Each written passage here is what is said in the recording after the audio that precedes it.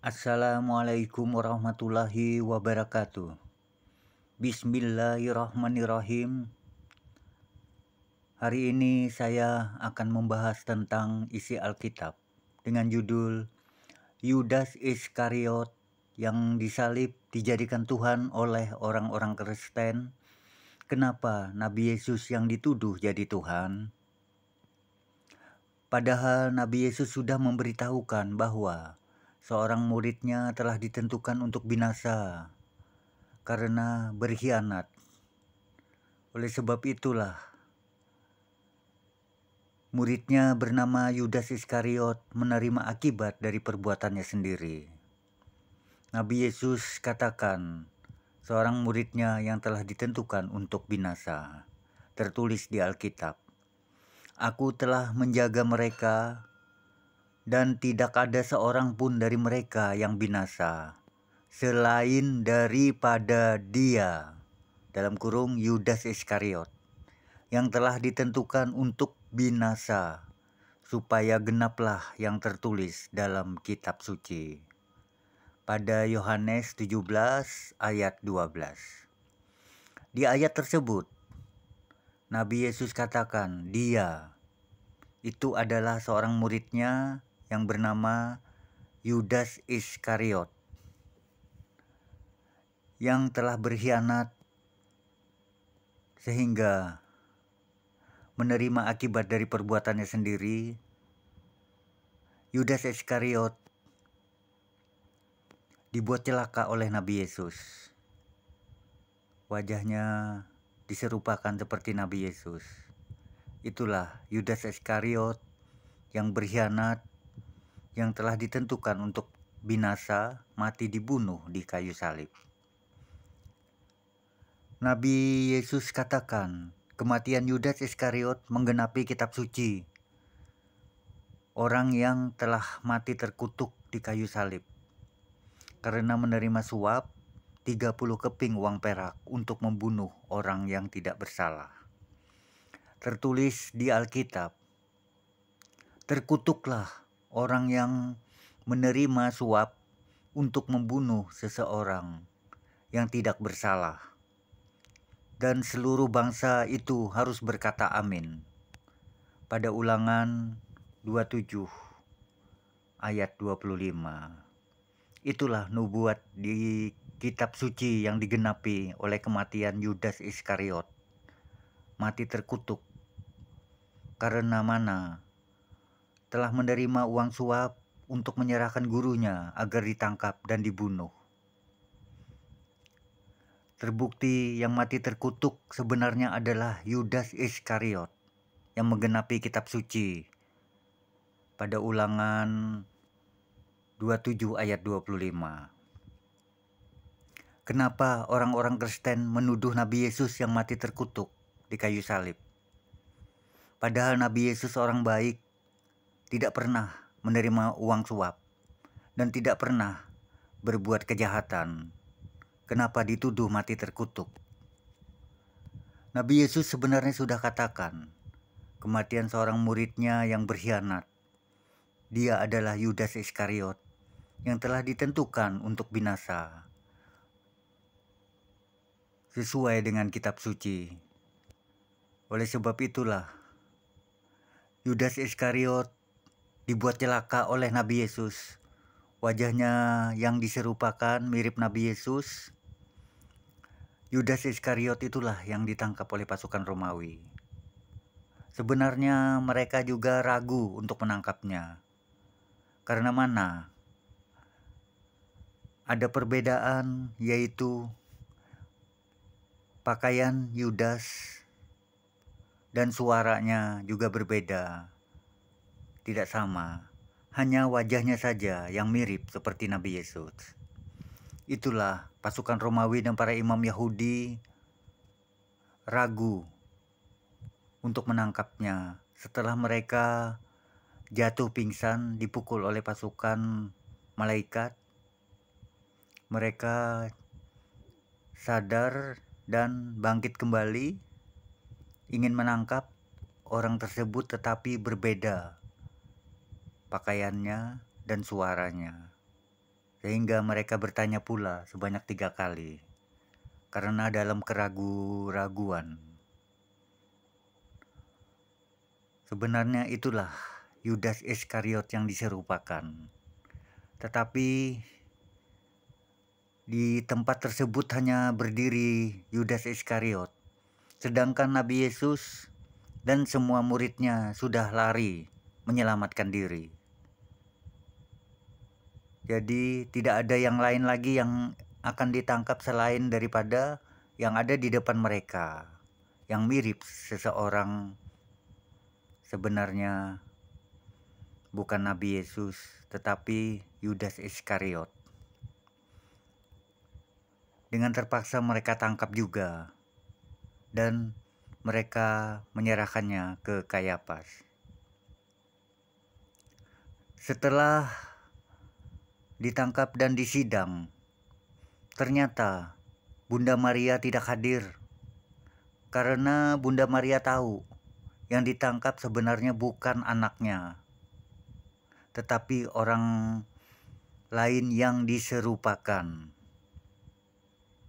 Oleh sebab itu Bunda Maria tidak hadir pada saat sidang. Tidak perlu membela orang yang ditangkap karena bukan anaknya. Dimanapun di dunia seorang ibu kalau tahu anaknya ditangkap dan akan dihukum mati, seharusnya hadir pada saat sidang. Kenapa Bunda Maria tidak hadir?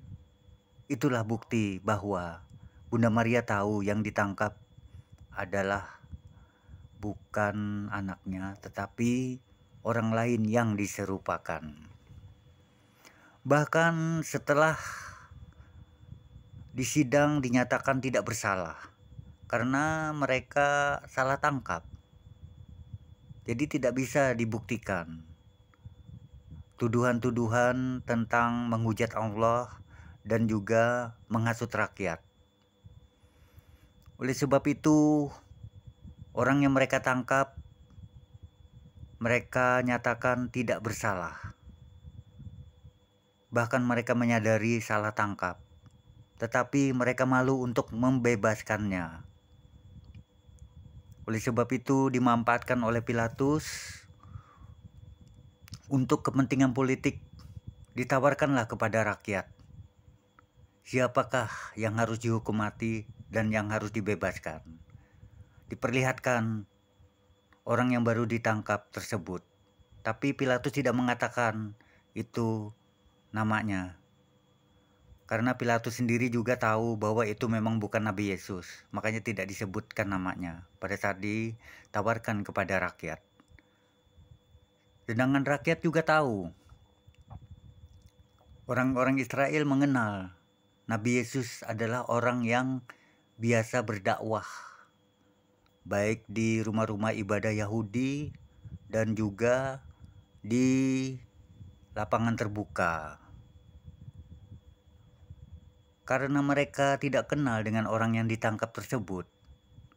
Oleh sebab itulah mereka lebih baik memilih Barabas untuk dibebaskan, walaupun seorang pemberontak dan penjahat yang sudah dipenjara dan ditentukan untuk dihukum mati.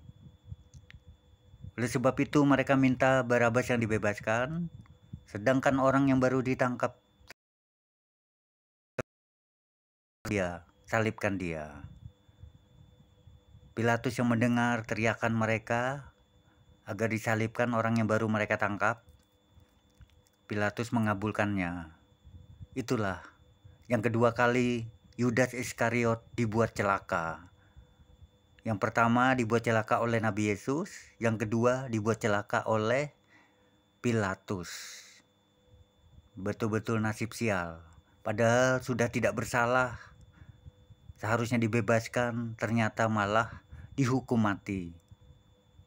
Seorang pengkhianat memang layak untuk menerima akibat dari perbuatannya sendiri. Yudas mati terkutuk di kayu salib. Setelah dikubur, mayatnya ternyata hilang dicuri orang. Bahkan batu penutup kubur juga diambil. Itu membuktikan pencuri tersebut sangat marah, karena tahu yang mereka bunuh adalah bukan Nabi Yesus asli. Oleh sebab itulah mereka membongkar kuburan tersebut dan mencurinya. Bahkan batu penutup kubur juga diambil. Itu membuktikan bahwa mereka itu marah. Kemudian tidak berapa lama terdengar kabar ditemukannya mayat Yudas Iskariot di dalam jurang.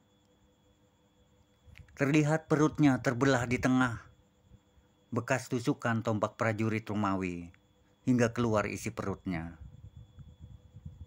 Tertulis di Alkitab, Yudas ini telah membeli sebidang tanah dengan upah kejahatannya.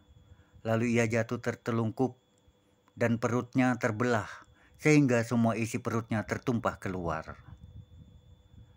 Pada Kisah Para Rasul 1 ayat 18. Orang-orang mengira Yudas tersebut jatuh ke dalam jurang, padahal bukan. Posisi mayatnya ditemukan tertelungkup.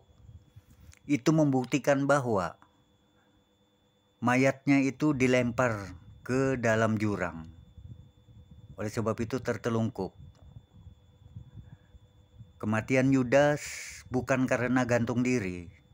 Karena orang tidak pernah ada gantung diri di atas jurang. Setiap orang gantung diri pasti ada pijakan kaki. Dan juga setiap orang gantung diri pasti pada mayatnya ditemukan ada tali terikat di lehernya. Sedangkan pada mayat Yudas tidak ada tali terikat di lehernya. Itu membuktikan bahwa Yudas tidak mati gantung diri. Mayatnya ditemukan di jurang karena di dalam kubur dicuri mayatnya dan dibuang ke jurang. Terbukti kematian Yudas adalah akibat dibunuh di kayu salib. Terlihat perutnya terbelah di tengah, bekas tusukan tombak prajurit Romawi. Jadi, manusia mati di kayu salib yang dijadikan Tuhan oleh orang-orang Kristen sebenarnya adalah Yudas Iskariot. Kenapa Nabi Yesus yang dituduh jadi Tuhan? Padahal Nabi Yesus berusaha untuk selamat dan juga berusaha untuk melawan tipu daya iblis yang telah merasuki dalam diri Yudas waktu itu. Itulah musuh terbesar Nabi Yesus sebenarnya adalah iblis dan Yudas. Kalau orang-orang Kristen mengatakan Nabi Yesus mati di kayu salib, maka sama halnya dengan bersekongkol dengan iblis dan Yudas yang menghendaki kematian Nabi Yesus.